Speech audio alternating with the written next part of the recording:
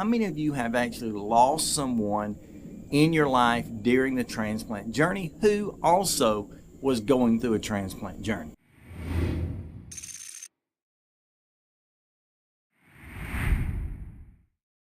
Hey Transplant Helper community, my name is Jim Merle, and here we are again at another one of those videos that, to be honest with you, I didn't really want to have to make. And that's because there are oftentimes videos that I produce for this video series that, when I think about it, it's just one of those videos that are dreadful, one of those things I really don't want to talk about, and even one of those things that could be seen as more negative than positive.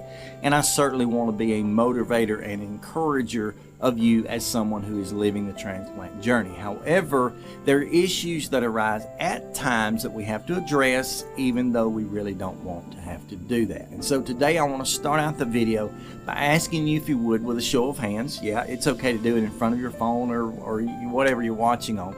With a show of hands, how many of you have actually lost someone in your life during the transplant journey who also was going through a transplant journey? Now think about that for a moment. How many of you lost someone during their transplant journey who have also were going through a transplant journey as well? You know as well as I do that when we're dealing with the transplant life, it's pretty easy to do, and it should be done, by the way. We should get to know one another. We should join communities, whether it be online communities like Facebook, like even right here in the Transplant Helper community via these videos.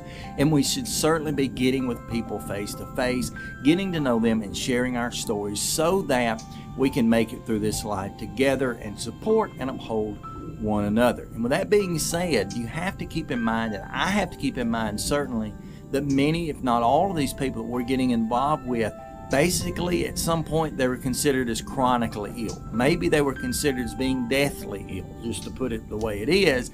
And so those people are sometimes going to be there, and then in a moment's notice, they're not going to be, okay? Whether it's someone who's waiting on transplant who never receives the gift, like a good friend of mine did this the other day, or whether it's someone who received the gift and out of time and problems that arose, difficulties, they just didn't make it that long. I have to deal with a loss. I have to deal with getting to know people, getting to be very, close to certain people, and then that relationship dissolving because of death, because of the loss of their lives. And so I just want to remind you that as you go through this transplant journey, there are going to be a lot of people that you're going to get involved with, that you're going to get close to, and I hope that you'll continue to do that.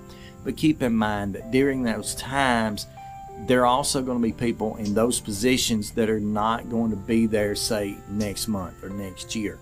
And it's very difficult to deal with, okay? You may not be a family member, you may not even be that close of a friend, but there's something kind of chilling about someone passing who's gone through the journey or is going through the journey like you have. I think it kind of puts a hollow spot, I say, in our gut, just to consider that we sometimes are teetering on that same razor's edge between health and, the other result. And so I just want to tell you that I'm praying for all those around this world who have received transplants, who are waiting for transplants and such. And I'm praying for you too, because you're a supporter, you're an upholder, you're an encouragement to them. And I want you to keep on doing that in spite of the fact that there may be some loss. I hope this has helped you out in some way. If it has, how about go and hit the big thumbs up button on this video today. Let me know that you liked it.